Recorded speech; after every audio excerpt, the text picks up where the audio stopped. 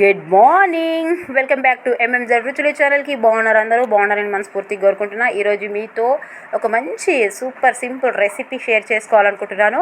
ఆలు 65 and special ఏంటంటే ఆలుగడ్డ పొట్టు ఈ పీల్ ఉంటుంది కదా, సో దాంతో రెస్టారెంట్ స్టైలు చాలా సూపర్గా ఉంటుంది. లోపల నుంచి సాఫ్ట్గా, పైనుంచి క్రిస్పీగా, అసలు చేస్తేనే తెలుస్తుంది అంత బాగుంటుంది.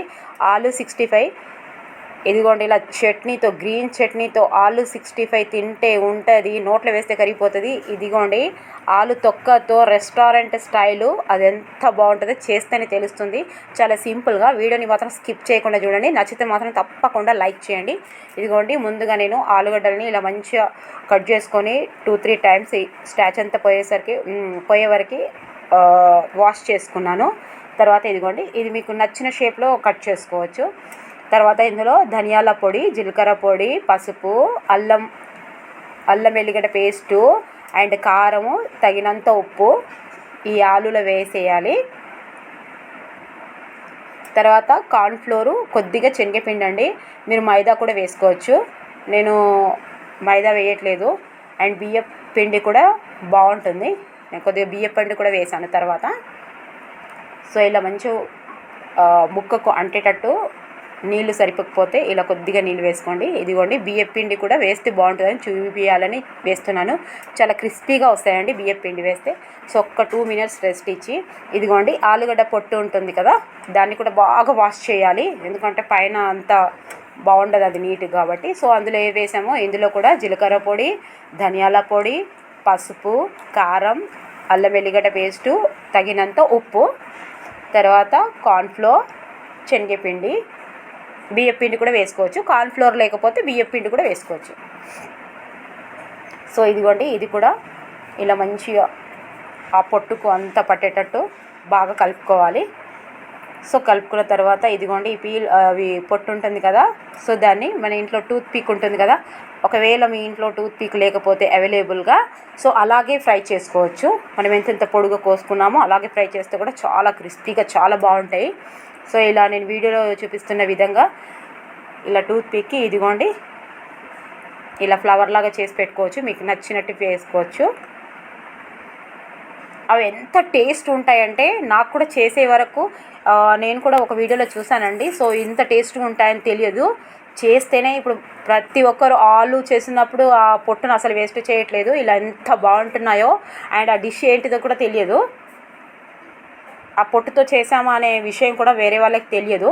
అంత బాగుంటుంది, చేస్తేనే తెలుస్తుంది. చాలా ఈజీ అండి. సో ఇప్పుడు ఒక 2 నిమిషాలు అయిపోయిన తర్వాత మనం ఒక బౌల్లో ఒక నూనె, తగినంత నూనె స్టవ్ మీద పెట్టి వేడి చేసుకోవాలి. తర్వాత నూనెలో ఇదిగోండి ఇలా వేసుకోవాలి. ఇదిగోండి, మంచి గోల్డెన్ కలర్ వచ్చే వరకు ఇలా ఫ్రై చేసుకోవాలండి. చాలా సూపర్గా ఉంటుంది.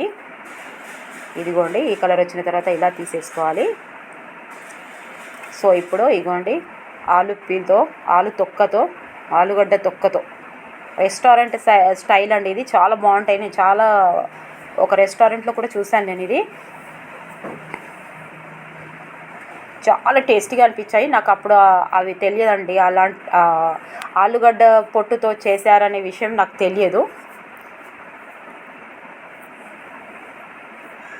సో ఇదిగోండి, ఇదిగోండి మంచి గోల్డెన్ కలర్ వచ్చే వరకు చేసుకొని తీసేసుకోవాలి. మీరు చెప్తేనే తెలుస్తుందండి, మీరు వచ్చిన వాళ్ళకి ఇచ్చినా, ఇంట్లో ఎవరికి ఇచ్చినా, మీరు దేంతో చేశారనే విషయం అస్సలే తెలియదు, అంత బాగుంటుంది. సో ఇదిగోండి, చూసారా, చాలా సూపర్ చూడడానికి అందంగా, చాలా రాయల్ లుక్తో. ఇదిగోండి, కొద్దిగా కరివేపాకు, పచ్చిమిర్చి కూడా ఫ్రై చేశాను. ఇలా ఆలు 65 పొట్టుతో కూడా 65 ఎంత టూత్ పిక్తో చాలా చాలా అందంగా కనిపిస్తుంది. అండ్ ఈ చట్నీ అండి, నేను దీనికి చట్నీ ఏం చేశానంటే కుకుంబరు, దోసకాయ అండ్ పుదీనా, కొత్తిమీర, పెరుగు అండి. కొత్తిమీర, దోసకాయ కాదండి, కుకుంబర్.